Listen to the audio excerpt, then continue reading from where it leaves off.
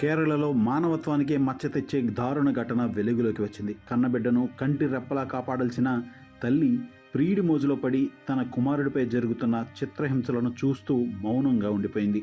చివరకు ఆ చిన్నారి ప్రాణాలు కోల్పోవడంతో ఈ ఘటన రాష్ట్ర వ్యాప్తంగా సంచలనంగా మారింది. కేరళలోని నెడుమంగాడ్ సమీపంలోని పనపూర్ ప్రాంతానికి చెందిన అఖిల అనే మహిళ భర్త మృతి చెందిన తర్వాత తన కుమారుడు అర్షిద్తో కలిసి జీవిస్తోంది. ఈ క్రమంలో ఆమెకు అష్కర్ అనే వ్యక్తితో పరిచయం ఏర్పడి అది సహజీవనానికి దారితీసింది. అయితే అఖిలకు ఉన్న ఏడాదిన్నర వయసు గల కుమారుడు అర్షిద్ తమ సంబంధానికి అడ్డుగా ఉన్నాడని అష్కర్ భావించాడు. దీంతో చిన్నారిపై అమానుషంగా ప్రవర్తించడం ప్రారంభించాడు. బాలుడు ఏడుస్తున్నాడనే కారణంతో తరచూ కొట్టేవాడు. సిగరెట్లతో కాల్చడం, చేతులు కాళ్ళు విరిగేలా కొట్టడం, శారీరకంగా తీవ్రంగా హింసించడం వంటి దారుణాలకు పాల్పడ్డాడు. బాలుడు తీవ్ర నొప్పులతో విలవిల్లాడుతున్న తల్లి అఖిల ప్రియుడిని అడ్డుకోకపోగా మౌనంగా ఉండిపోయినట్లు దర్యాప్తులో తేలింది. ఇటీవల అర్షిద్ను అత్యంత దారుణంగా కొట్టడంతో తీవ్ర గాయాల పాలైన బాలుడిని ఆసుపత్రికి తరలించారు.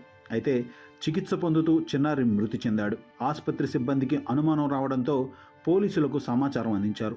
కేసు నమోదు చేసిన పోలీసులు దర్యాప్తు ప్రారంభించారు. పోస్టుమార్టం నివేదికలో షాకింగ్ విషయాలు వెలుగులోకి వచ్చాయి. మొదట బాలుడి శరీరంపై 51 గాయాలు ఉన్నట్లు భావించిన తాజా నివేదికలో మొత్తం 91 గాయాలు ఉన్నట్లు వెల్లడైంది. పాత గాయాలు, కొత్త గాయాలు, కాలిన గాయాలు, విరిగిన ఎముకల ఆనవాళ్లు బాలుడిపై నెలల తరబడి హింస కొనసాగిందనే విషయాన్ని స్పష్టం చేశాయి.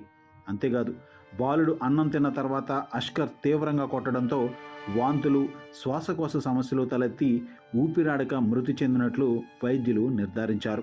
బాలుడు మరణించిన తర్వాత ఇంట్లోని రక్తపు మరకలను శుభ్రం చేసి బట్టలు మరియు ఇతర ఆధారాలను తగలబెట్టి సాక్ష్యాలను మాయం చేయడానికి నిందితులు ప్రయత్నించినట్లు పోలీసులు గుర్తించారు. కేసులో అఖిల, అష్కర్లను పోలీసులు అరెస్టు చేసి జ్యుడిషియల్ కస్టడీకి తరలించారు. ఘటనపై స్పందించిన కేరళ మహిళా శిశు సంక్షేమ శాఖ మంత్రి బిందు కృష్ణ తీవ్ర దిగ్భ్రాంతి వ్యక్తం చేశారు. చిన్నారిపై అమానుషంగా ప్రవర్తించిన నిందితులకు కఠిన శిక్ష పడేలా చర్యలు తీసుకుంటామని స్పష్టం చేశారు. బాలుడి మరణం దేశవ్యాప్తంగా తీవ్ర ఆవేదనకు గురి చేస్తుండగా చిన్నారుల భద్రతపై మరోసారి చర్చకు దారితీసింది.